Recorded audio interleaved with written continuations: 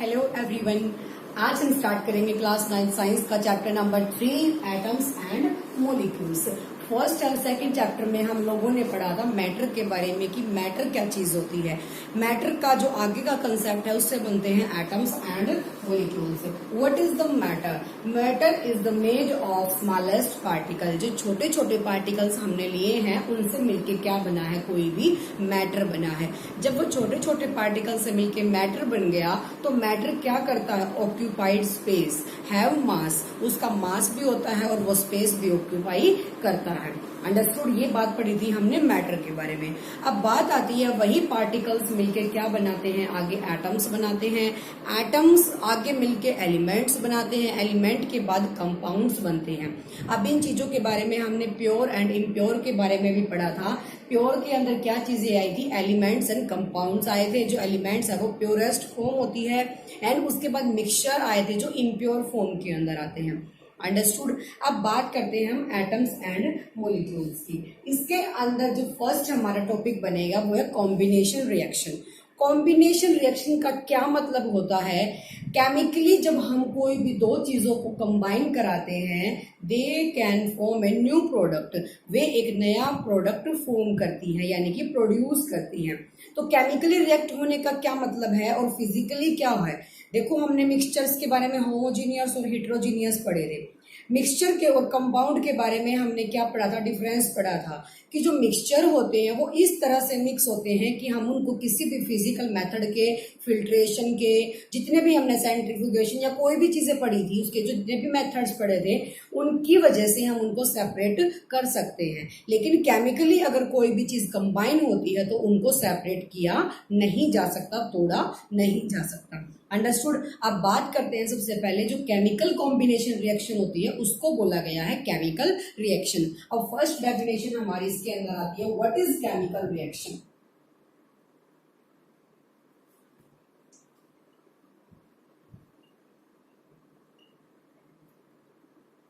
What is chemical reaction? When two or more substances react and to form a new product। जब दो या उससे ज्यादा reactant यानी कि सबस्टांसेस मिलके कोई नया रिएक्ट करने के बाद आफ्टर रिएक्शन कोई नया प्रोडक्ट प्रोड्यूस करते हैं उसको बोला गया है केमिकल रिएक्शन। तो यहाँ लिख सकते हैं हम when two or more, obviously one तो अकेला नहीं कर सकता, रिएक्ट कराने के लिए दो की तो कम से कम जरूरत होगी, तो दो की या फिर उससे ज्यादा भी हो सकते हैं। When two or more substances to form a new product,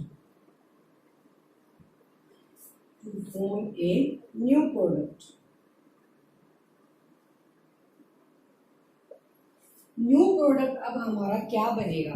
जो चीजें हमने रिएक्ट कराई हैं उनको बोला गया है रिएक्टेंट और जो नया प्रोड्यूस हुआ है उसको बोला गया है प्रोडक्ट। मैं एक एग्जांपल ले लेती हूँ। मान लिया हमने ले लिया A प्लस B, इन दोनों को जब हमने रिएक्ट कराया हमारा बना AB। अंडरस्टूड? अब बात आती है किसको रिएक्टेंट बोला गया है, किसको प्रोडक्ट बोला गया है। तो जो चीजें हमने रिएक्ट कराई हैं यानी कि left hand side is called reactant and right hand side is called product. जो प्रोड्यूस हुआ है उसको प्रोडक्ट बोला गया है एंड जिसको रिएक्ट कराया गया है उसको रिएक्ट बोला गया, यानी कि रिएक्टेंट बोला गया, जो हमने रिएक्शन कराने के लिए इंक्लूड किए हैं। ओके, अब केमिकल रिएक्शन के बाद बारी आती है, दो लॉज इन्होंने दिए हैं जो फिलोसफर्स हुए थे, उन्होंने टू लॉज इसके ऊपर कंबाइन किए हैं कॉम्बिनेशन रिएक्शंस के ऊपर। कौन से टू लॉज काम करते हैं? अब उन लॉज के बारे में पढ़ लेते हैं।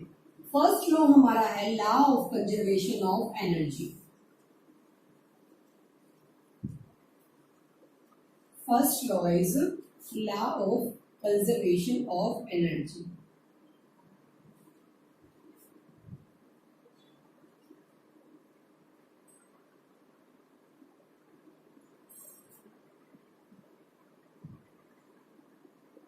Law of conservation of energy. Conserve होने का क्या मतलब है? कंजर्व यानी कि एक स्टेबिलिटी होती है। ठीक है, law of conservation of energy का क्या मतलब हुआ energy can neither be created and nor be destroyed in a chemical reaction. Chemical reaction के बारे में तो हमने पीछे पढ़ा है कि रिएक्टेंट यानी कि दो चीजों को जब तुम रिएक्ट कराते हो, कोई नया सब्सटेंस प्रोड्यूस होता है, उसको केमिकल रिएक्शन बोला गया। केमिकली जब कोई भी चीज रिएक्ट करती है। अब बात आती है एनर्जी जो उसके अंदर लगी है, जो भी हमने वो चीजें उसके अंदर यूज की हैं, वो चीजें कभी भी ना तो डिस्ट्रॉय हम कर सकते हैं उनको, और ना कभी भी हम उनको क्रिएट कर सकते हैं। So energy neither be created and nor be destroyed in a chemical reaction. किसी भी केमिकल रिएक्शन के अंदर एनर्जी को ना तो वेस्ट किया जा सकता है, खत्म किया जा सकता है, डिस्ट्रॉय किया जा सकता है, ना ही हम पैदा कर सकते हैं, क्रिएट कर सकते हैं। अंडरस्टूड। अब इसकी डेफिनेशन लिख सकते हो आप लोग। Statement state that energy can neither be created nor be destroyed. Energy can neither be created nor be destroyed.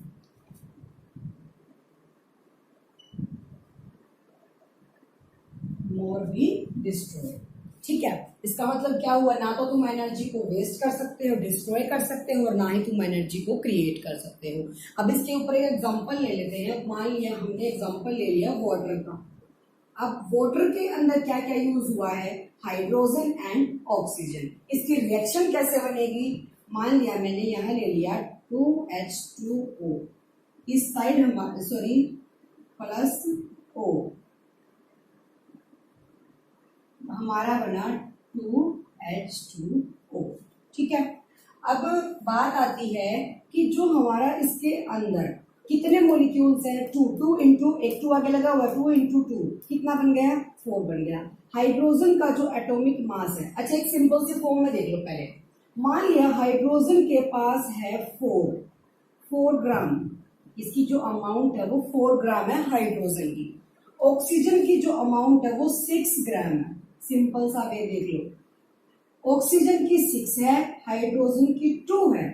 हमने पढ़ा था कॉम्बिनेशन रिएक्शन के बारे में।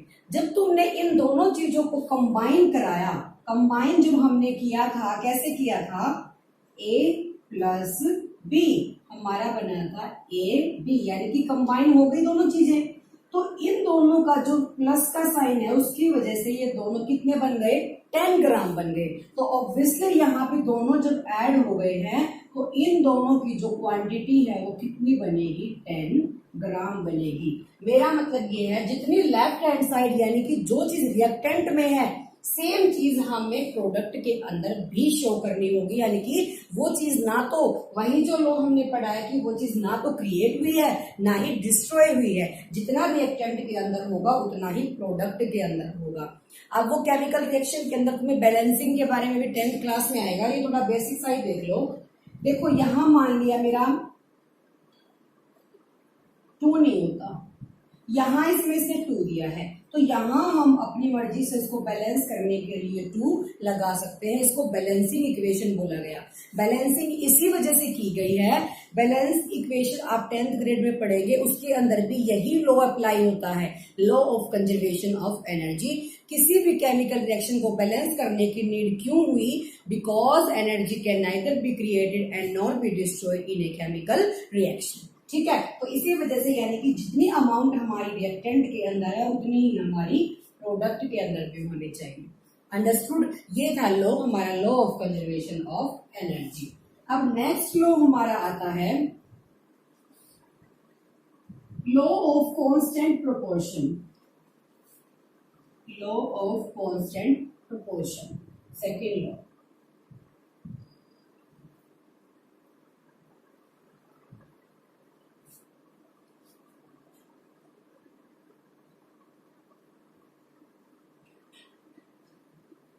कांस्टेंट प्रोपोर्शन का मतलब क्या है, यानी कि जो भी हमारे पास एलिमेंट्स हमने, यू एलिमेंट कहाँ से बने, एटम से ही बने हैं। जो भी एलिमेंट्स हमने वहां यूज किए हैं, जैसे हाइड्रोजन हो गया, जितने भी आपके हीलियम, जो भी चीजें होती है, जितने भी एलिमेंट्स हैं, वो पूरी टेबल है आपकी इसमें बुक में, वो देख लेना। जितने भी हमारे एलिमेंट्स हैं उनके जो मास का रेशियो होगा वो हमेशा ही क्या होगा, फिक्स होगा। यानी कि कांस्टेंट रहेगा। जो भी तुमने एलिमेंट्स यूज किए हैं उनका मास का रेशियो ऑलवेज क्या रहेगा, कांस्टेंट रहेगा। कांस्टेंट यानी कि वो कैसे रहेगा, मान लिया, पहले डेफिनेशन लिख लो इसकी, any element, any given element, जो भी तुम्हें एलिमेंट दिया गया है, their mass and volume is constant, mass and volume is constant, उनका जो मास एंड वॉल्यूम है वो ऑलवेज क्या रहेगा, कांस्टेंट रहेगा। यानी कि जब कोई भी चीज, अब मान लिया जैसे हमने इंडिया के अंदर हाइड्रोजन को H सिंबल से रिप्रेजेंट किया है, तो पूरे वर्ल्ड के अंदर ही उस चीज को H से ही डिनोट किया जाएगा, ना कि उसको अलग से। तो इसी तरीके से अगर उनका मास और वॉल्यूम है वो एक बार जो फिक्स हो गया वही रहेगा। ठीक है, अब बारी आती है मास की। देखो सबसे पहले हम मास को डिफाइन करते हैं किस तरीके से, हमने ले लिया H2O, इसका मास फाइंड आउट करते हैं। मास कैसे, हाइड्रोजन का मास नंबर होता है 1, हाइड्रोजन के पास है कितने, 2, तो 2 इंटू 1, यानी कि 2 तो हाइड्रोजन के मोलिक्यूल और 1 इसका जो इसकी उसका वो है मास है। ठीक है, 2 का कितना हो गया, 2 प्लस, ऑलवेज प्लस करेंगे, ऑक्सीजन का जो एटॉमिक मास होगा वो कितना होगा, मास नंबर 16 होगा, तो 16 प्लस 2 कितना बन गया, 18 बन गया। तो वाटर का जो क्या है एटॉमिक मास है, मास नंबर है, ऑलवेज क्या रहेगा, 18 ही रहेगा। क्यों, क्योंकि वो चीज फिक्स है, चाहे वो पानी इंग्लैंड का है या फिर वो पानी इंडिया का है। अंडरस्टूड।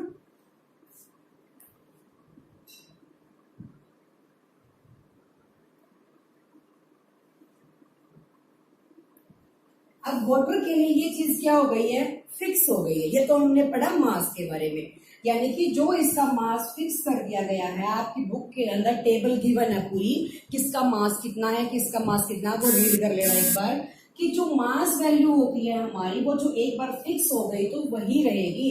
यही बात इसने लॉ ऑफ कांस्टेंट प्रोपोर्शन में बोली है। अब ये तो बात आती है मास की, अब बारी आती है वॉल्यूम की। वॉल्यूम का मतलब क्या होता है, उसकी कितनी क्वांटिटी है, कितनी क्वांटिटी। अब मान लिया मैंने यहाँ एग्जांपल ले लिया CO2, carbon dioxide. Carbon dioxide जो इसका नाम है, कार्बन के कितने हैं इसमें, 1 है, और O2 ऑक्सीजन के कितने हैं, 2, 1:2।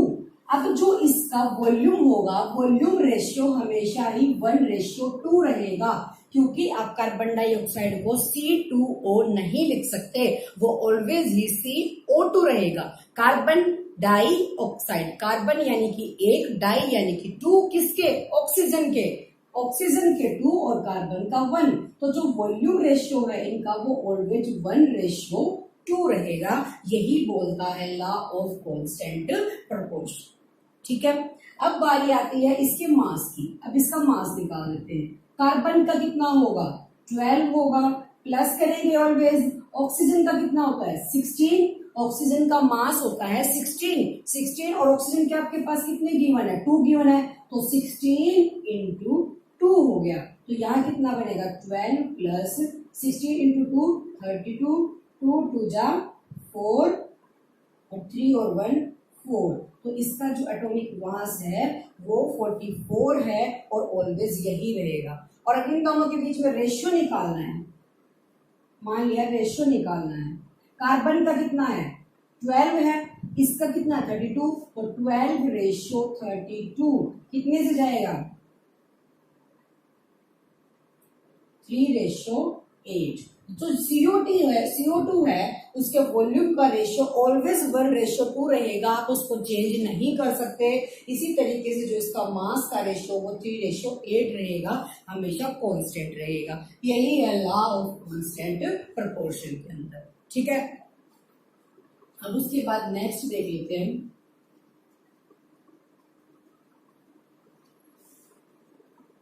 एक बॉटल वाला एग्जांपल और लेके देख सकते हैं आप इसमें। मान लिया 2H2O sorry plus O, product बना हमारा 2H2O। अब इस रिएक्शन से आप दो तीन चीजें सीख सकते हैं। पहली तो बात, जो इसका मास नंबर है वो वही रहेगा। दूसरी बात की जो केमिकल रिएक्शन है उसकी जितनी वैल्यू रिएक्टेंट के अंदर होती है उतनी ही प्रोडक्ट के अंदर भी होती है। देखो हमने पढ़ा इधर हाइड्रोजन का कितना, हाइड्रोजन का 1, 2 2 जा 4, कितना बन गया 4 × 1, प्लस ऑक्सीजन का कितना 16, कितना बन गया 16 × 4 20, उसके बाद 2H2O 4 प्लस 16, तो यहाँ भी कितना आया 20, यहाँ भी कितना आया 20 ग्राम। यानी कि जितनी वैल्यू आपकी रिएक्टेंट के अंदर है उतनी ही वैल्यू आपकी प्रोडक्ट के अंदर होनी चाहिए। ठीक है। उसके बाद जो डॉल्टन है उन्होंने एक एटम्स के ऊपर, एटम के ऊपर हमारी जो डिस्कवरीज की थी, डॉल्टन्स एटॉमिक थ्योरी, साइंटिस्ट होते थे डॉल्टन, जो डॉल्टन, उन्होंने जो थ्योरी दी थी एटम के ऊपर वो कौन सी दी थी। डॉल्टन ने ये बोला कि जो एटम होते हैं, atoms are made up of tiny particle, जो एटम होंगे वो किससे मिलके बनेंगे, छोटे छोटे पार्टिकल से मिलके बनेंगे। तो यहां आप लिख सकते हैं atoms are made up of tiny particles, tiny particles we can't see by naked eye, हम इनको अपनी नंगी आंखों से नहीं देख सकते। नेक्स्ट पॉइंट जो डॉल्टन ने बोला, डॉल्टन्स एटॉमिक थ्योरी, ये इसकी पॉइंट्स आपको गिवन है। डॉल्टन्स एटॉमिक थ्योरी की, डॉल्टन ने एटम के ऊपर क्या बोला। सेकंड ये बोलता है कि केमिकल रिएक्शन के अंदर जो भी हमने चीजें यूज की है वहां पे एनर्जी क्रिएट और डिस्ट्रॉय नहीं हो सकती। तो energy can neither be created nor be destroyed, energy can't neither be created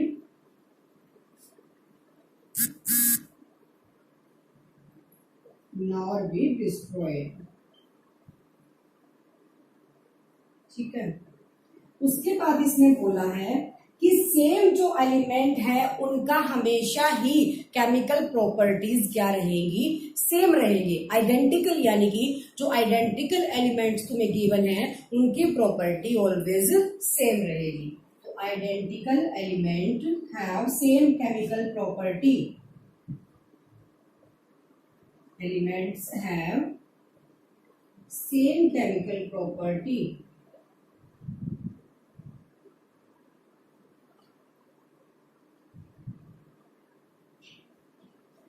Different elements have different atomic chemical property। Fourth point लिख लो, different elements have different chemical properties। different मास भी उनका different होगा और different ही हमारी chemical properties होंगी। जैसे मान लिया हमने अलग अलग एलिमेंट लिया, हाइड्रोजन का मास डिफरेंट है, उसके बाद हीलियम का मास डिफरेंट है, बोरोन का मास डिफरेंट है, पोटेशियम का डिफरेंट है, सोडियम का डिफरेंट है। तो उसने बोला डिफरेंट एलिमेंट का डिफरेंट ही मास होगा और डिफरेंट ही उसकी केमिकल प्रॉपर्टीज होंगी। क्योंकि जितने भी एलिमेंट्स हैं जरूरी नहीं कि वो सारे के सारे सेम रिएक्ट करेंगे, जरूरी तो नहीं, सबकी अलग अलग रिएक्शन बनेगी, अलग अलग प्रोडक्ट फॉर्म करेंगे। तो ये था हमारा जो डाल्टन्स की एटॉमिक थ्योरी थी। उसके बाद हम देख लेते हैं सिंपलेस्ट फॉर्म में कि एटम क्या होता है। एटम हमारा क्या होगा,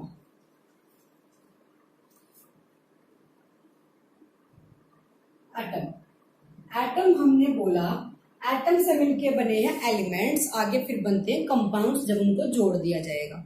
तो एटम क्या बना, made up of tiny particle, छोटे से पार्टिकल से मिलके बना। इसका साइज क्या है, बहुत स्मॉल है, size is very small.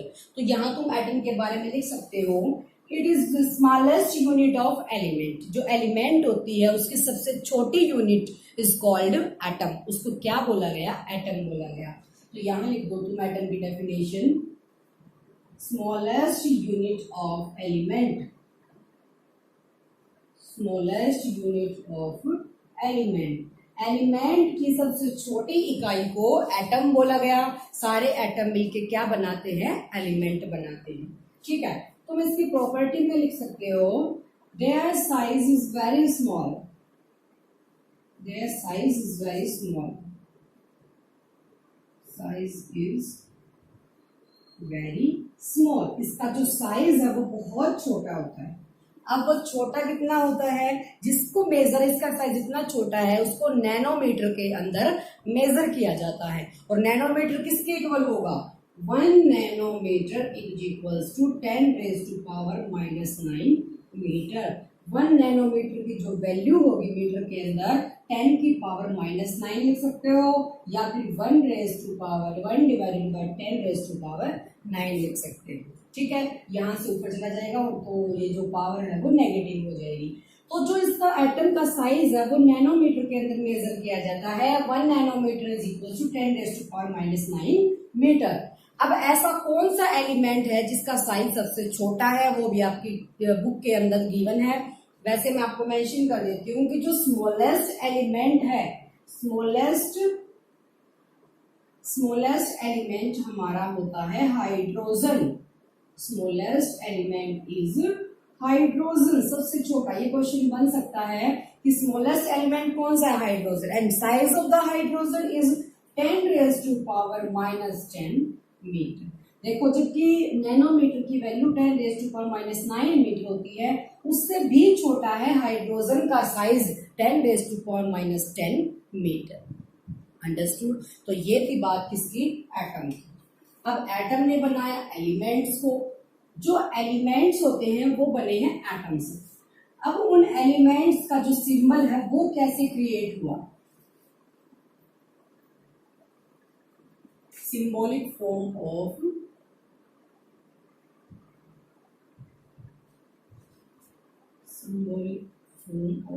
atoms।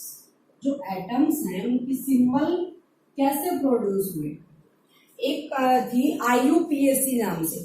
IUPAC का मतलब क्या होता है, सबसे पहले बात, IUPAC मीन्स होता है international union pure and applied chemistry. यानी कि यूनियन इंटरनेशनल, यानी कि पूरे वर्ल्ड के लेवल पे जिस एलिमेंट का जो सिंबल फिक्स कर दिया गया है वो पूरे वर्ल्ड लेवल पे वही रहेगा। मान लिया हाइड्रोजन का, हमने इंडिया में हाइड्रोजन का H लिया है सिंबल, तो वो पूरे वर्ल्ड में उसको H ही बोला जाएगा। तो international union pure and applied chemistry, यानी कि जो चीज इसने फिक्स कर दी है वही फिक्स रहेगी। अब बारी आती है सिंबल की, कि सिंबल क्या चीज होती है। जितने भी एलिमेंट्स हमारे पास हैं उनको किसी न किसी सिंबल से रिप्रेजेंट किया गया है। अब वो सिंबल कैसे, जैसे मान लिया हाइड्रोजन हमने लिखा एलिमेंट, तो हाइड्रोजन का सिंबल हमने फिक्स कर दिया क्या, H। अब नेक्स्ट अगर मान लिया मैंने लिखा हीलियम, हीलियम का हमने फिक्स कर दिया HE, उनका मैंने फिक्स कर दिया B। अब मैंने लिख दिया सोडियम, सोडियम का मैंने लिख दिया Na। उसके बाद मैंने लिख दिया पोटेशियम, पोटेशियम का मैंने लिखा K। तो इस तरीके से हमने इसको सिंबल के साथ क्या करना है, रिप्रेजेंट करना है। ये आप 1 to 29 ग्रेड में 1 से लेके 20 तक एटॉमिक नंबर यानी कि सीरीज वाइज होते हैं, उनको याद कर लेना किसका सिंबल क्या होता है, उनका एटॉमिक नंबर क्या होता है। आपके पास टेबल गिवन है टेक्स्ट बुक के अंदर। ठीक है, तो हमने लिया हाइड्रोजन का H, हीलियम का He, बोरोन का B। अब नेक्स्ट क्वेश्चन ये अराइज होता है कि किसी के अंदर, तो हमने जैसे हाइड्रोजन का फर्स्ट लेटर ले लिया, H को ले लिया, किसी के अंदर हमने He 2 ले लिए, फिर हमने 1 ले लिया। अब बारी आती है सोडियम की। सोडियम का जो सिंबल है हमने Na किस बेस पे लिया, जबकि इसका फर्स्ट लेटर हमारा S है। हम उसको S या SO भी तो ले सकते थे, लेकिन हमने उसका क्या लिया, Na लिया। पोटेशियम के केस में भी पोटेशियम का P या फिर PO क्यों नहीं लिया, इसका K क्यों ले लिया। अब उसके भी रीजंस हैं, अब वो देख लो आगे। IUPAC ने क्या बोला, फर्स्ट इसने बात बोली कि जो भी तुम सिंबल मेंशन करते हो वो या तो फर्स्ट लेटर होगा या फर्स्ट और सेकेंड लेटर होंगे। तो जो सिंबल है, symbol will be represented by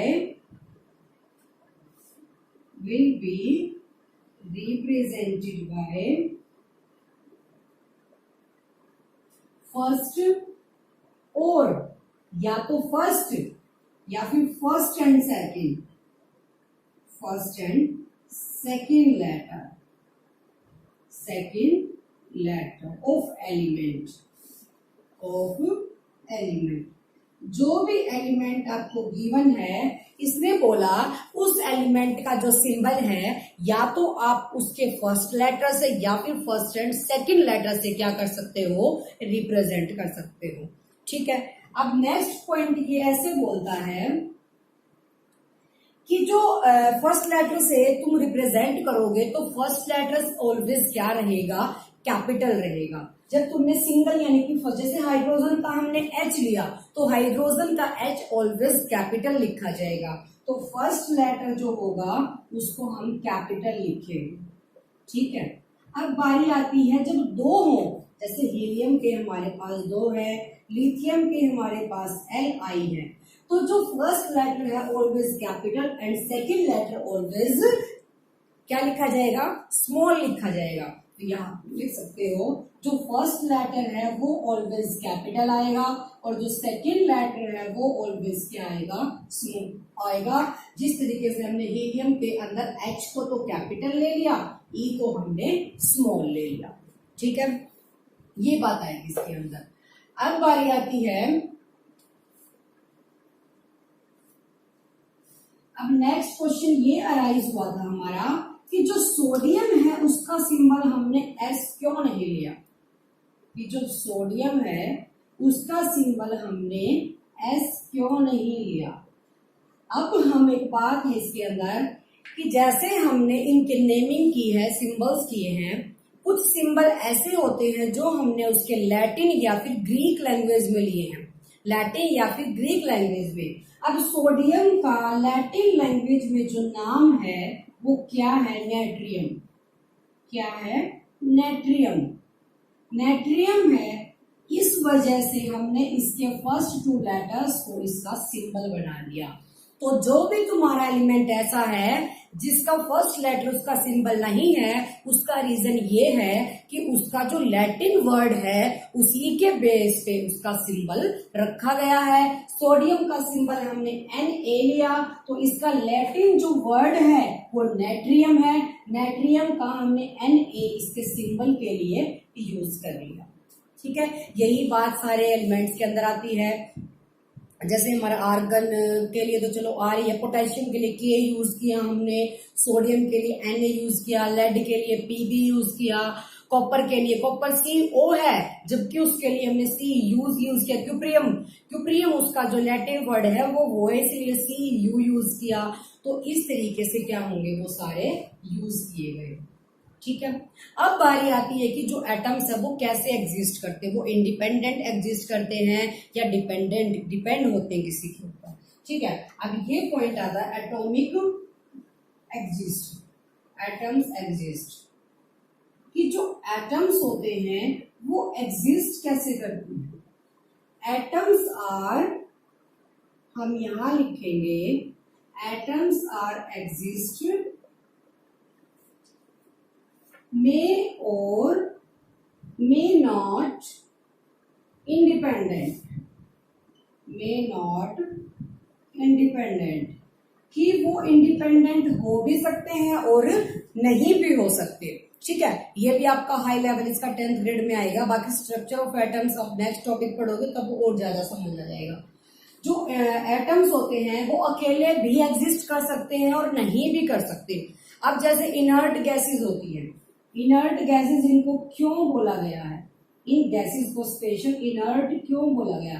helium है, आर्गन है, नियोन है, ये सारी गैसें इनर्ट गैसेस होंगी क्योंकि ये अकेली एग्जिस्ट कर सकती हैं, ये इंडिपेंडेंट हैं, इनको किसी की नीड नहीं होती एग्जिस्ट करने के लिए। लेकिन उसके बाद एक यहाँ पे है सल्फर S, जो सल्फर है उसके साथ हमेशा ही क्या आएगा, 8 आएगा। जो सल्फर है अपने 8 मॉलिक्यूल्स के साथ ये एग्जिस्ट करता है, वो अकेला एग्जिस्ट नहीं करता। तो इस तरीके से कुछ एलिमेंट क्या होंगे, अकेले एग्जिस्ट करते हैं, कुछ अकेले एग्जिस्ट नहीं करते। ठीक है, अब हमने जैसे हमने एटम्स और मॉलिक्यूल्स के बीच में डिफरेंस तो पढ़ा था पिछले में, लेकिन हमने क्या नहीं पढ़ा, जैसे हमने H ले लिया, H जब हमारा सिंगल है तो ये क्या है, एटम है। जब हमने इसको सिंगल फॉर्म में लिया तो ये क्या है, एटम है। जब इसके आगे ना कुछ है ना पैर में कुछ है। अब मैंने इसके यहाँ पे 2 लगा दिया तो इसने किसका रूप ले लिया, मॉलिक्यूल का, क्योंकि इसके अंदर कितने हाइड्रोजन ऐड हो गए, 2। जब सिंगलेस्ट फॉर्म में था तो ये एटम था, वो 2 हमारे ऐड होने के बाद ये मॉलिक्यूल बन गया। ठीक है, अब इसके आगे जो 2 लग जाएंगे की वैल्यू हो जाएगी 2 × 2 4, यानी कि 2 एटम्स 2 मॉलिक्यूल्स। एक मॉलिक्यूल तो ये हो गया, 2 लगा दिए, कितने 2 मॉलिक्यूल्स हो गए। और खाली 2H लगाओगे तो 2 एटम्स हो गए। ठीक है, तो ये बात थी एटम्स की और मॉलिक्यूल्स के बारे में, किस तरीके से उनके सिंबल नोट किए गए हैं। एटम्स अकेला भी एग्जिस्ट कर सकता है और अलग यानी कि इंडिपेंडेंट भी हो सकते हैं एलिमेंट्स, और डिपेंडेंट भी हो सकते हैं दूसरों के ऊपर। अंडरस्टूड। अब नेक्स्ट हम बात करते हैं एटम के बारे में पढ़ लिया हमने, बात आती है एटॉमिक मास की। जब एटम जो होते हैं उनका मास हम किस तरीके से मेजर करते हैं। अब तक हमने पढ़ा इसके सिंबल वगैरह के बारे में, कि इसके सिंबल्स जो होते हैं वो हमें कैसे लर्न करने हैं, उसकी नेमिंग कैसे होगी, और कुछ सिंबल क्या करते हैं लैटिन लैंग्वेज के अंदर राइट कर दिए जाते हैं। अंडरस्टूड। अब उसके बाद नेक्स्ट पॉइंट आता है atomic mass. Atomic mass, atomic mass किस तरीके से फाइंड आउट किया जाएगा। Can't be measured. Atomic mass, जो एटम्स हमारे होते हैं वो इतने स्मॉल पार्टिकल्स होते हैं कि उनका मास कभी भी मेजर नहीं किया जा सकता। अगर मेजर किया जाएगा तो उनका जो रिलेटिव, जैसे अप्रोक्सीमेशन लगा लो, कोई भी वैल्यू अगर एक्यूरेट नहीं फाइंड आउट कर पाते तो उसकी अप्रोक्सीमेट निकालते हैं। तो उसी तरीके से जो एटम्स होते हैं उनका जो मास होगा वो रिलेटिव मास फाइंड आउट किया जाएगा, ना कि एक्चुअल मास। ठीक है, अब यहां तुम लिखोगे can't be measured, can't be measured because atoms are very small particles, because atoms are very small particles,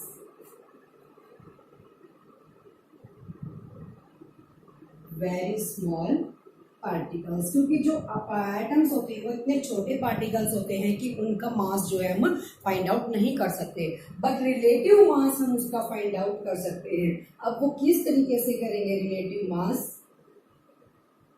relative mass find out करने के लिए हमें एक स्पेसिफिक स्टैंडर्ड वैल्यू की नीड होगी, ताकि हम उस वैल्यू को रख के कोई भी जो एटम है वो उससे या तो लाइटर बता सके या फिर उससे हैवी बता सके। ठीक है, हमने एक ऐसा एटम, इन्होंने सबसे पहले हाइड्रोजन ले लिया। हाइड्रोजन का एटॉमिक नंबर 1 होता है, टेबल के अंदर भी सबसे फर्स्ट पोजीशन पे आता है, तो इन्होंने हाइड्रोजन ही ले लिया सबसे पहले। लेकिन हाइड्रोजन की जो वैल्यूज है वो 3 वैल्यूज है, 1H1, 1H2 एंड 1H3, यानी कि एटॉमिक नंबर तो इनका सेम है लेकिन एटॉमिक मास क्या है उनका डिफरेंट है। Atomic number is same but atomic mass is different. 3 values हमने इसकी फाइंड आउट की, मतलब मिली हमें, ऑब्टेन्ड हुई। उसके बाद इसने बोला कि लेकिन जो हमारी वैल्यूज है वो तीनों तो हम नहीं ले सकते, इनको क्या बोला गया, आइसोटॉप्स ऑफ हाइड्रोजन बोला गया। अब ये एक एग्जांपल भी पूछा जा सकता है, आपके क्वेश्चन में भी है आई थिंक, टेक्स्ट बुक के अंदर जो एक्सरसाइज है कि write the 3 isotopes of hydrogen. Hydrogen के 3 आइसोटॉप्स कौन से हैं, 1H1, 1H2 and 1H3। Isotopes is defined as, क्या है इसकी स्टेटमेंट की atomic number is same and atomic mass is different, क्योंकि सारा की वैल्यू तो कितनी है, 1 1 1 है, because atomic number of hydrogen is 1 and atomic mass is different. अब इन्होंने क्या किया, जो हाइड्रोजन है उसकी एक वैल्यू फाइंड आउट कर ली, जो कितनी निकली 1.003, यानी कि एवरेज वैल्यू फाइंड आउट कर ली। ठीक है, लेकिन उस एवरेज की वजह से किसी भी एटम का वेट यानी कि मास मेजर नहीं हो पाया, तो इन्होंने क्या कर दिया, हाइड्रोजन को कैंसिल कर दिया।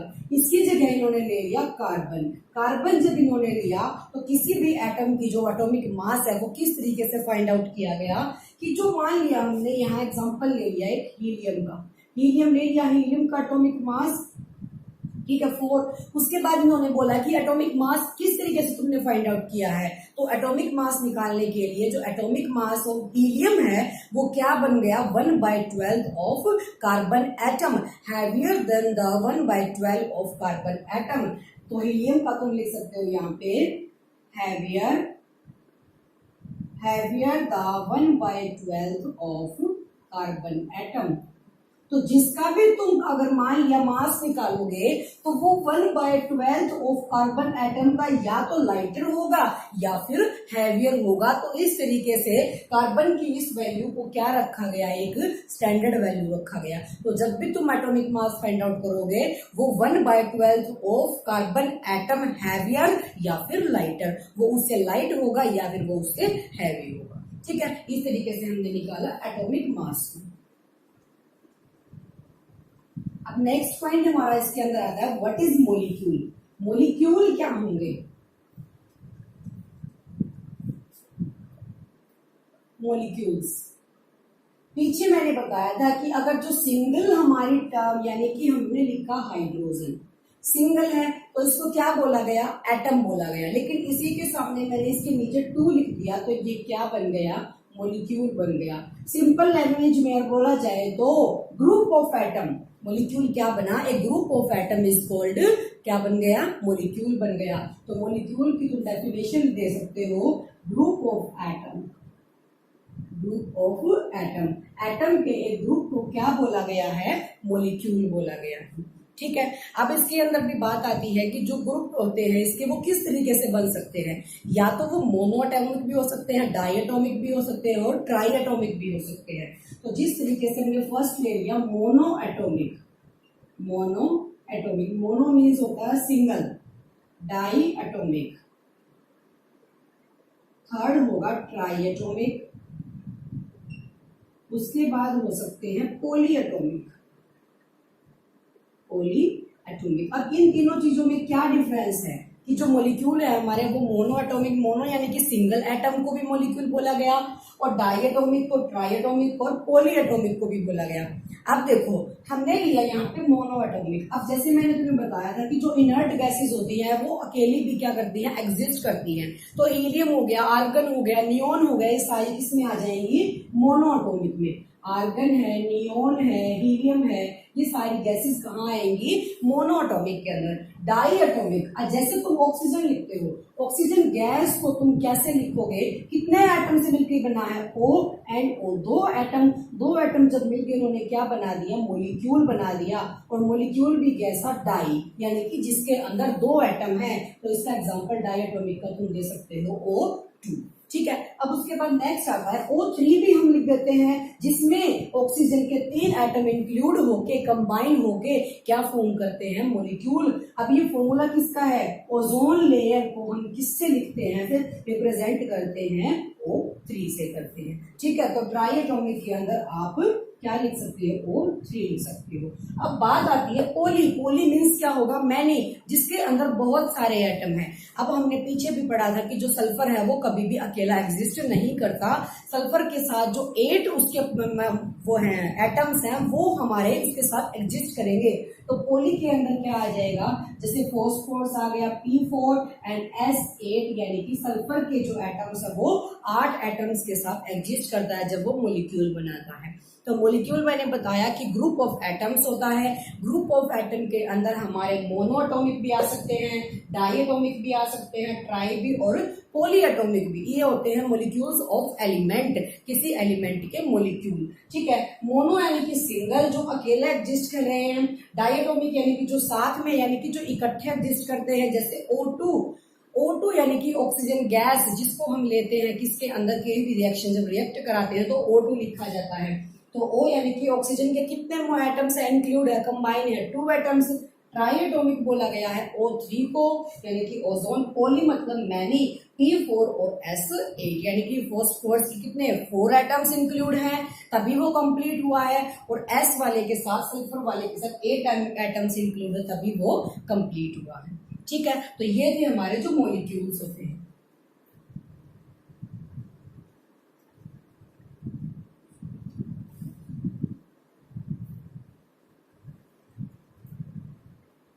अब उसके बाद नेक्स्ट पॉइंट आता है हमारा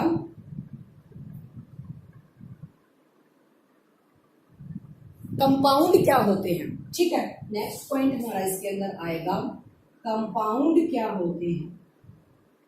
जब डिफरेंट एलिमेंट्स क्या होंगे, join together, different different elements join हो जाएंगे टुगेदर, यानी कि एक साथ, उनको क्या बोला जाएगा, कंपाउंड बोला जाएगा। Different elements, different elements join together, join together, जब एक साथ आएंगे इज टू फॉर्म कंपाउंड। क्या फॉर्म करेंगे, कंपाउंड फॉर्म करेंगे। ठीक है, different elements join together to form compound. जब बहुत सारे एलिमेंट यानी कि ग्रुप ऑफ एटम से बना क्या, एलिमेंट, और वहीं से क्या बने, मॉलिक्यूल बने, और वहां से क्या बन के आया, पहले स्मॉल स्मॉल पार्टिकल्स थे जो एटम्स के थे, उसके बाद उन्होंने बना दिया ग्रुप ऑफ एटम ने मॉलिक्यूल यानी कि उसके बाद एलिमेंट्स आते हैं उसके, जो मोनोटॉमिक, डायटोमिक, ट्राईएटोमिक होते हैं। उसके बाद क्या आया कि जो डिफरेंट एलिमेंट्स आपके आए हैं वो सारे एक साथ ज्वाइन हो जाए, 2 या 3, तो वहां पे क्या बन जाएगा, कंपाउंड बन जाएगा। तो इसका एग्जांपल क्या होगा, मान लिया मैंने लिखा H2O, फॉर्मूला ऑफ वाटर, इसके अंदर अलग अलग एलिमेंट इंक्लूड हैं। आपसे क्वेश्चन पूछ सकता है, क्वेश्चन है भी कि जो तुम्हें गिवन है कंपाउंड, इस कंपाउंड के अंदर जो एलिमेंट है उसका नाम बताइए और ये फॉर्मूला किसका है वो बताइए। या डायरेक्ट ये बोल सकता है वाटर के फॉर्मूले के अंदर कौन से एलिमेंट प्रेजेंट है। तो एलिमेंट यहाँ कौन से हैं, तो हाइड्रोजन है, एक ऑक्सीजन है, तो यहाँ तुम लिख सकते हो हाइड्रोजन एंड ऑक्सीजन। ठीक है, 2 एलिमेंट। उसके बाद मैं एग्जांपल लेती हूँ कार्बन डाइऑक्साइड। कार्बन डाइऑक्साइड के अंदर क्या है, कार्बन है और ऑक्सीजन है, तो यहाँ तुम लिख सकते हो कार्बन एंड ऑक्सीजन। ठीक है, कार्बन एंड ऑक्सीजन। इसी तरीके से कुछ एग्जांपल और तुम्हारे गिवन है, HBr, हाइड्रोजन ब्रोमाइड लिख दिया मैंने, इसमें क्या इंक्लूड है, hydrogen and bromine, hydrogen and bromide. ठीक है, तो ये हमारे क्या बन गए, जो ये एलिमेंट्स का ग्रुप बना है, 2 एलिमेंट हाइड्रोजन और ऑक्सीजन जुड़ के इसने H2O यानी कि वाटर बना दिया। कार्बन एंड ऑक्सीजन मिलके कार्बन डाइऑक्साइड बन गया, हाइड्रोजन एंड ब्रोमाइन मिलके HBr यानी कि हाइड्रोजन ब्रोमाइड बन गया। ठीक है, तो इस तरीके से ये क्या होंगे, कंपाउंड्स फॉर्म होंगे। ठीक है, उसके बाद आता है हमारा नेक्स्ट, आयंस क्या होंगे, what are ions, atoms of ions.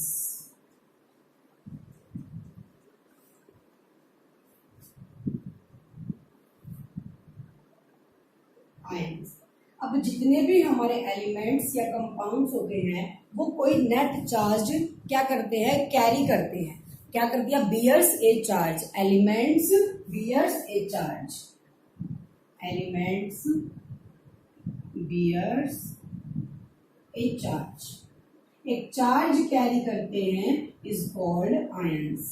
उनको क्या बोला गया है, आयंस बोला गया, इज कॉल्ड आयंस। उनको क्या बोला गया, आयंस बोला गया। अब वो आयंस क्या क्या होंगे, कितने टाइप्स के होंगे, ions can be positively and negatively. Ions 2 type के होंगे, वो पॉजिटिव भी हो सकते हैं और नेगेटिव भी हो सकते हैं। कैन बी पॉजिटिव,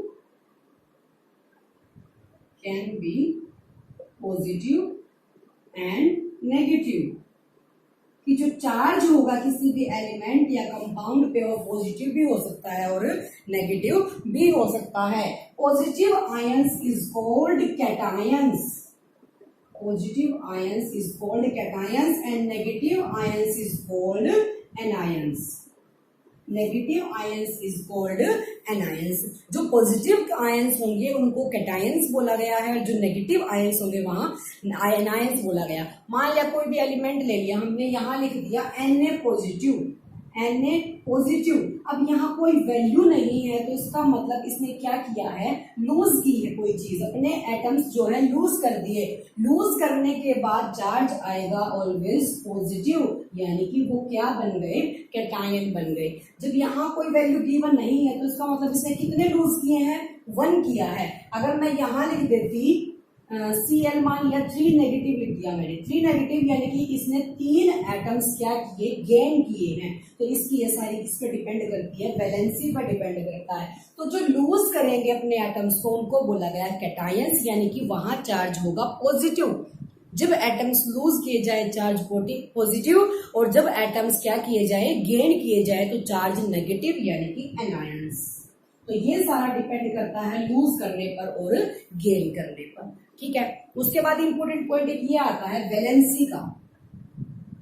वैलेंसी क्या होगी, कैपेसिटी होगी किसी भी एलिमेंट की, कैपेसिटी, कंबाइनिंग कैपेसिटी जो होगी हमारी उसको बोला गया है वैलेंसी, ठीक है। कंबाइनिंग कैपेसिटी का मतलब क्या है, जो उसके कंबाइन करने के लिए दूसरे एटम के साथ कंबाइन करने के लिए हमने क्या किया है, लूज किया है या कोई एटम गेन किया है। कंबाइनिंग कैपेसिटी का मतलब उसके पास जो पावर है लूज करने की या गेन करने की, उसको बोला गया है वैलेंसी। अभी अच्छे से आपको structure of the atom next chapter है उसके अंदर समझ आएगा, बस बेसिक की बात ये सीख लो। मान लिया हमारे पास है सोडियम यानी कि Na, एटॉमिक नंबर इसका क्या है, 11 है। सोडियम का एटॉमिक नंबर क्या है, 11 है। अब ये 11 जो है वो क्या कर सकता है, गेन कर सकता है या लूज करेगा, अब वो देखते हैं। फर्स्ट ऑफ ऑल जो हमारा शेल होता है, एटम होता है, यहां देख लो, कोई भी एटम है उसके पास एक न्यूक्लियस है। न्यूक्लियस के बाद उसके बाद आ गई है बारी इलेक्ट्रॉन्स की, प्रोटॉन्स की एंड न्यूट्रॉन्स की। इलेक्ट्रॉन्स कैरी करते हैं negative charge, proton positive charge and neutron neutral. तो जो इलेक्ट्रॉन्स होते हैं वो इसके चारों तरफ क्या करते हैं, चक्कर लगाते हैं। किसी भी एलिमेंट के अंदर, किसी भी एलिमेंट के अंदर नेगेटिव नंबर्स भी उतने होंगे, यानी कि इलेक्ट्रॉन्स भी उतने ही होंगे और प्रोटॉन भी। तो इसमें जितने नेगेटिव वाले हैं उतने ही क्या होंगे, पॉजिटिव वाले होंगे। किसी भी एलिमेंट के पास नंबर ऑफ नेगेटिव एटम्स भी उतने ही होते हैं और नंबर ऑफ पॉजिटिव एटम्स भी उतने ही होते हैं। अब डिपेंड क्या करता है, मान लिया मैंने यहाँ लिखा सोडियम क्लोराइड का Na positive and Cl negative. अब ये कंपाउंड बनके भी दोनों के ऊपर डिफरेंट चार्ज है, डिफरेंट चार्ज है ना दोनों के ऊपर। अब मान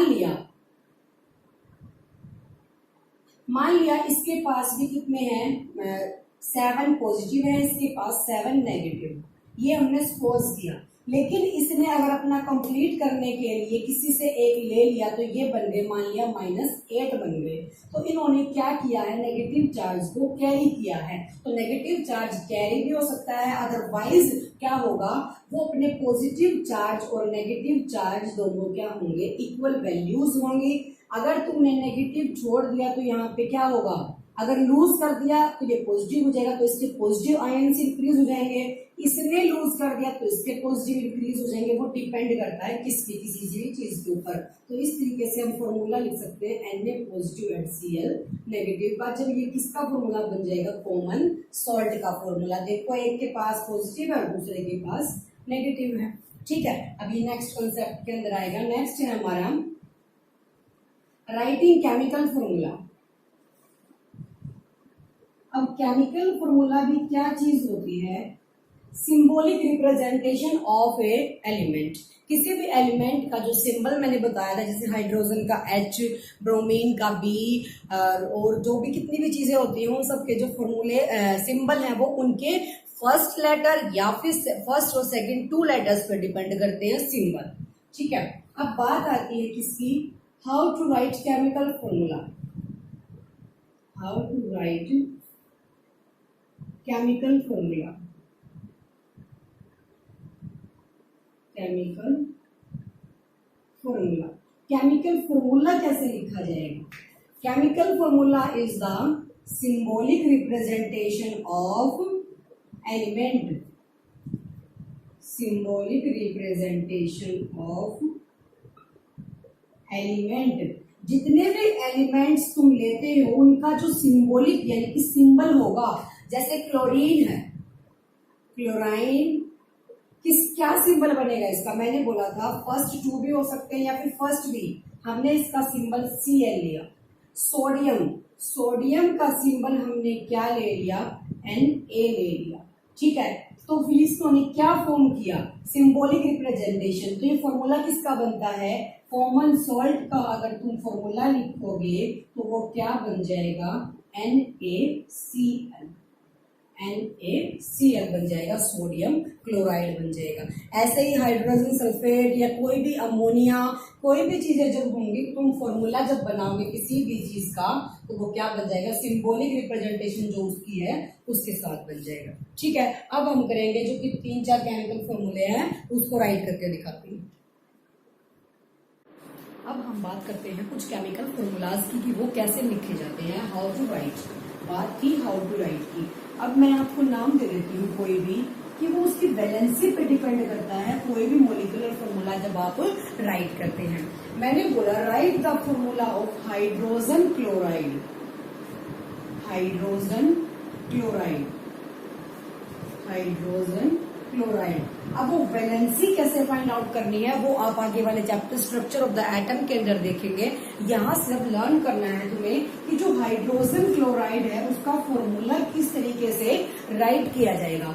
सिंबॉलिक फॉर्म, मैंने बोला था कि जो मोलिकुलर फॉर्मूलाज होते हैं वो उसकी सिंबॉलिक फॉर्म होती है, रिप्रेजेंटेशन होती है किसी भी कंपाउंड की या एलिमेंट की, ठीक है। अब हाइड्रोजन का जो सिंबल है, हाइड्रोजन है, हाइड्रोजन का सिंबल है H, क्लोराइड का सिंबल मैंने बताया था क्या है, Cl। अब बात करते हैं इनकी वैलेंसीज की। हाइड्रोजन का जो वैलेंसी है वो कितनी है, 1 है। क्लोरीन की वैलेंसी कितनी है, 1 है। दोनों की वैलेंसी लिखने के बाद हमें इसको करना है क्रॉस मल्टीप्लाई। तो हाइड्रोजन का भी 1 तो H आ जाएगा, क्लोरीन का भी 1 कितना आ जाएगा, Cl। तो ये बन गया हाइड्रोजन क्लोराइड का फॉर्मूला, ठीक है। अब नेक्स्ट आता है, मैं लेती हूँ नेक्स्ट, हाइड्रोजन सल्फाइड ले लिया हमने, हाइड्रोजन सल्फाइड। सल्फर को हम किससे रिप्रेजेंट करते हैं, S से। सल्फर को हमने रिप्रेजेंट किया S से। तो हाइड्रोजन जब हम यहाँ लेंगे, हाइड्रोजन के लिए H, सल्फर के लिए S। हाइड्रोजन का वैलेंसी 1, सल्फर की वैलेंसी 2। अब वैलेंसी कैसे फाइंड आउट करनी है वो नेक्स्ट चैप्टर में आएगी, उसको वहां देख लेना। क्रॉस मल्टीप्लाई कर दिया, हाइड्रोजन के साथ आया 2, सल्फर के साथ आया 1 लिखने की नीड नहीं है। तो हाइड्रोजन सल्फाइड का फॉर्मूला क्या बन गया, H2S बन गया, ठीक है। एक और देख लो इसके अंदर, aluminium oxide, aluminium oxide, aluminium oxide बोला, symbol of the aluminium is Al and symbol of the oxide is O, oxygen यानी कि। एल्यूमिनियम की जो वैलेंसी है वो है +3, ऑक्सीजन की जो वैलेंसी है वो -2। हमें फॉर्मूला बनाना है एल्यूमिनियम ऑक्साइड का, तो हमने कर दिया क्रॉस मल्टीप्लाई, एल्यूमिनियम किसके साथ, 2 के साथ, तो Al2 एंड 3 किसके साथ, ऑक्सीजन के साथ, Al2O3। ये किसका बन गया, एल्यूमिनियम ऑक्साइड का बन गया, ठीक है। अब एक और कर लेते हैं इसके अंदर, 2-3 एग्जांपल करके देखोगे तो ये आ जाएगा। कैल्शियम ऑक्साइड ले लिया हमने, हमने लिया कैल्शियम ऑक्साइड, कैल्शियम ऑक्साइड लिख दिया मैंने यहाँ। कैल्शियम ऑक्साइड का फॉर्मूला, ये क्वेश्चन है, इसको ध्यान से कर लेना। कैल्शियम ऑक्साइड, कैल्शियम का सिंबल क्या है, मैंने बताया था कोई भी मोलिकुलर फॉर्मूला है बेस्ड ऑन सिंबॉलिक रिप्रेजेंटेशन, जो उसका सिंबल है उसी की रिप्रेजेंटेशन के ऊपर डिपेंड करता है। कैल्शियम का सिंबल Ca, ऑक्सीजन का, ऑक्साइड का O, कैल्शियम की भी 3, ऑक्सीजन की भी 3, तो यहाँ क्या बन गया, क्रॉस मल्टीप्लाई, Ca3O3, दोनों की क्या आ गई, सेम आ गई, तो हम इसको राइट करेंगे CaO यानी कि कैल्शियम ऑक्साइड। दोनों की सेम आई है तो CaO यानी कि कैल्शियम ऑक्साइड, ठीक है। ये तो थे कि हमें किस तरीके से क्या करने हैं,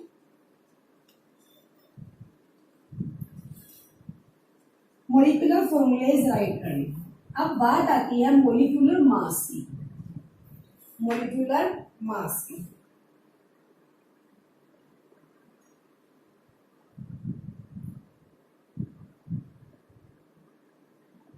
मोलिकुलर मास। मोलिकुलर मास किस तरीके से होगा? मोलिकुलर मास होती क्या चीज है? Sum of the all atoms in a molecule, किसी भी मोलिक्यूल के अंदर जितने भी एटम्स लिए गए उन सब का atomic mass.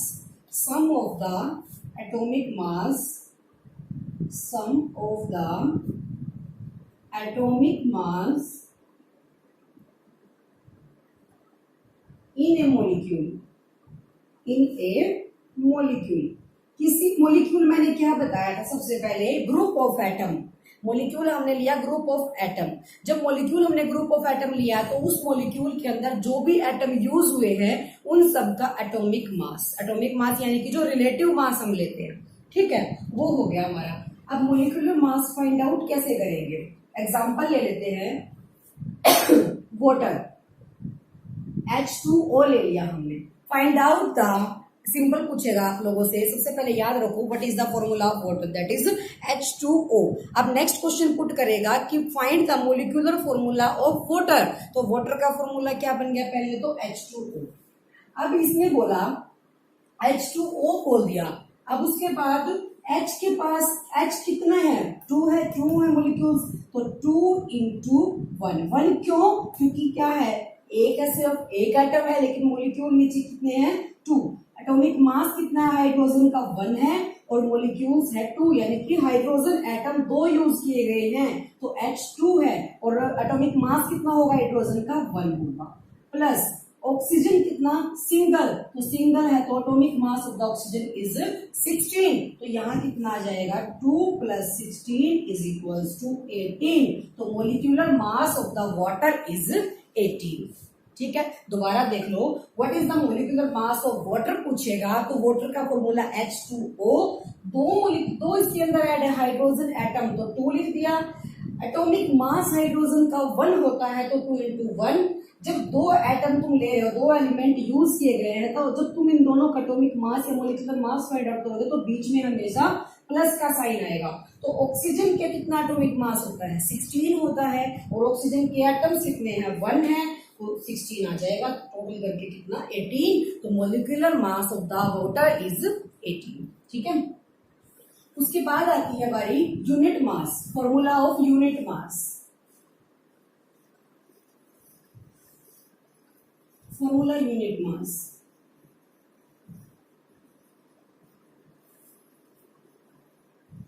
What is the formula unit mass? ये भी सेम चीज है बिल्कुल। Sum of the atomic mass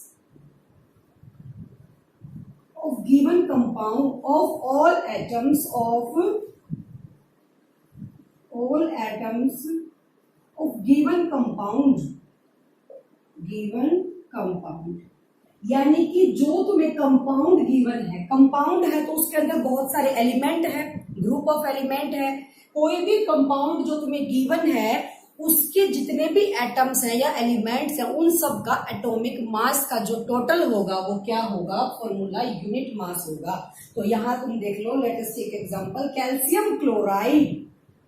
calcium chloride, what is the formula unit mass of calcium chloride? Calcium का सिंबल Ca, क्लोराइड का Cl2, तो बन गया कैल्शियम क्लोराइड। तो यहां हमें करना है कि ये दोनों अलग अलग एलिमेंट है, दोनों का एटॉमिक मास ले लो, वही क्या बन जाएगा? टोटल कर दो, फॉर्मूला यूनिट मास बन जाएगा। यानी इन दोनों को जोड़ने के बाद एक कंपाउंड बन गया। इस कंपाउंड के जो अलग अलग एलिमेंट हैं उन सब का एटॉमिक मास का टोटल। ठीक है, अब कैल्शियम है, कैल्शियम का एटॉमिक मास कितना? 40, और कैल्शियम सिंगल है, एक ही एटम है, तो 40 आ जाएगा as it is. Plus chlorine का एटॉमिक मास कितना? 35.5 इंटू कितने हैं क्लोरीन के? 2 हैं, तो इंटू क्या बन जाएगा? 240 + 71 इज इक्वल्स टू 111 यूनिट। ये क्या बन जाएगा? कैल्शियम क्लोराइड का formula unit mass. What is formula unit मास? जब तुम्हें सिंपल सी लैंग्वेज में है, जब तुम्हें कंपाउंड गिवन है, कंपाउंड यानी कि 2-3 एलिमेंट से मिलके बना है, कंपाउंड बन गया, फॉर्मूला गिवन है तुम्हें कैल्शियम क्लोराइड का, उसने बोला फॉर्मूला यूनिट मास क्या निकलेगा इसका?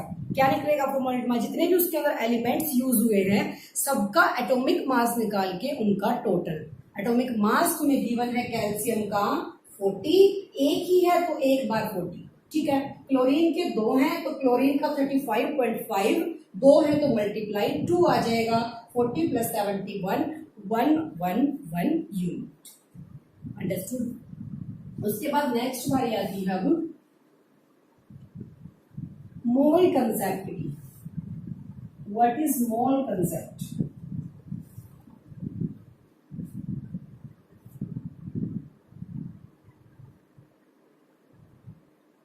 मोल कंसेप्ट के अंदर हम एक रिएक्शन लेंगे, केमिकल रिएक्शन 2H2 + O, ये मिलके दोनों ने रिएक्शन कराई तो हमारा क्या बना 2H2O। अब जो ये रिएक्शन है वो क्या इंडिकेट करती है हमें कि जब हमने हाइड्रोजन के 2 मॉलिक्यूल्स लिए उसने ऑक्सीजन के साथ रिएक्ट किया तो वाटर के 2 मॉलिक्यूल हमें क्या मिले, प्रोवाइड किए इसने। जब हमने हाइड्रोजन के 2 मॉलिक्यूल्स लिए थे, 2 molecules of hydrogen रिएक्ट किया 1 molecule of oxygen के साथ, 1 molecule of 1 oxygen के साथ हमें मिला क्या 2 molecules of water, 2 molecules of water, ठीक है।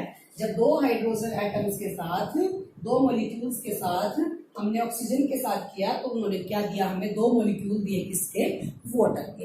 ये था मोल कंसेप्ट। अब उसके बाद बारी आती है कि 1 मोल किसके इक्वल होगा, 1 मोल इक्वल टू, इसकी वैल्यू जो होगी 1 मोल की वो ऑलवेज फिक्स्ड रहेगी। ये एक साइंटिस्ट होते थे एवोगाड्रोस, उन्होंने क्या किया था, इसकी वैल्यू को फिक्स कर दिया था। वो फिक्स वैल्यू क्या बनेगी 6.022 into 10⁻23। This number is called Avogadro's number, Avogadro's number. इस नंबर को क्या बोला गया, एवोगाड्रोस नंबर। अब जब भी तुम्हें किसी भी चीज के मोल निकालने होंगे और वहां अगर एवोगाड्रोस नंबर की नीड होगी तो उसकी वैल्यू हमेशा फिक्स रखी जाएगी, 6.022 into 10⁻23 denoted by n not. किससे डिनोट किया जाएगा, n नॉट से डिनोट किया जाएगा, ठीक है। एवोगाड्रोस नंबर क्या होगा 6.1 मोल इक्वल टू, ये फॉर्मूला याद रखो बस, 1 mole equal to 6.022 into 10⁻23 Avogadro's number बन जाएगा हमारा, ठीक है। जहां भी एवोगाड्रोस किसी क्वेश्चन में आएगा तो वैल्यू फिक्स है 6.022। किसने दिया था, साइंटिस्ट थे कौन, एमेडे एवोगाड्रोस, ठीक है। अब तुमसे क्वेश्चन पुट कर सकता है कि 1 मोल किसके इक्वल है, 6.022 into 10⁻23 के इक्वल है, ठीक है। उसके ऊपर कुछ क्वेश्चन करते हैं। अब देखो यहाँ हमें क्वेश्चन गिवन किया गया कि find out the number of moles into 12 gram of helium. 12 gram helium के अंदर आपको फाइंड आउट करने हैं कितने नंबर ऑफ मोल्स है। वो बात डिपेंड करती है, अगर वो क्वेश्चन में तुम्हें देता है कि मोल्स तुम्हें निकालने हैं किसके बेसिस पे, पार्टिकल्स के बेसिस पे, तो वहां यूज होंगे पार्टिकल्स यानी कि एवोगाड्रोस नंबर वाली टर्म। लेकिन अगर वो बोलता है कि तुम मोलर मास के ऊपर उसके मोल्स निकालो, जब बात मोलर मास वाली आती है तो तुम उसका एटॉमिक मास वहां यूज करोगे। देखो तुम्हारी टेक्स्ट बुक के अंदर क्वेश्चन दिया गया है, find out the molar mass mole of 12 gram into the 52 gram of helium. Helium के जो 12 ग्राम हैं उसमें मोल्स निकालने हैं, लेकिन उसने क्वेश्चन में मेंशन किया है कि जो मोल्स निकालने हैं वो मोलर मास पर डिपेंड होने चाहिए, इसके थ्रू निकालने हैं। जब मोलर मास तुम्हें बोला गया है तो हमारा फॉर्मूला बनेगा यहाँ पे n is equal to given mass upon molar mass. Given mass कितना है 52 पुट कर दिया, और मोलर मास कितना होता है हीलियम का 4 होता है, 52 डिवाइडेड बाय 4 कितना बच गया 13 बच गया, ये हो गए मोल्स। लेकिन अगर वो बोलता है मोल्स फाइंड आउट करने हैं थ्रू पार्टिकल्स, पार्टिकल्स के थ्रू करने हैं, तो किस तरीके से? क्वेश्चन गिवन था 12.044 इंटू 10⁻23 ऑफ हीलियम, हीलियम के इतने पार्टिकल्स के मोल निकालने हैं, पार्टिकल्स पे डिपेंड है, तो n is equals to n divided by n naught. What is n naught? This one is Avogadro's number, Avogadro's number, ठीक है। तो गिवन क्या था तुम्हें? ये तो गिवन मास है, गिवन कितना? 12.044 into 10⁻23 divided by 6.022 into 10⁻23 is Avogadro's number. तो वैल्यू यहाँ से कट के क्या आ जाएगी? 2 आ जाएगी। अब वो डिपेंड करता है कि जो मोल का कंसेप्ट है वो तुम्हें किस चीज पे निकालना है। उसने बोला है 12 ग्राम हीलियम के तुम्हें मोल निकालने हैं। अगर बोलता है मोलर मास के थ्रू निकालने हैं तो डायरेक्ट लिख दो given mass by molar mass. Given मास 52 था, मोलर मास कितना था? 4 था, किसका? हीलियम का, तो 13 आ गया हमारा यहाँ। फिर अगर वो कहता है पार्टिकल्स की वजह से निकालो, पार्टिकल के थ्रू निकालो, तो वहां यूज करेंगे हम Avogadro's number, given mass divided by Avogadro's number. तो यहाँ से डिवाइड कर देंगे, जो वैल्यू आएगी हमारी वो क्या आ जाएगी? मोल्स आ जाएगी। Your chapter is completed. ये इसको 1 या 2 बार वीडियोस देखना, जितने भी आपके न्यूमेरिकल्स हैं इस चैप्टर के वो फाइंड आउट करके देख लेना, खुद से हो जाएगा। मोल निकालने हैं या फिर फॉर्मूला यूनिट मास या फिर मोलिकुलर फॉर्मूला निकालने हैं। Thank you so much, see you again.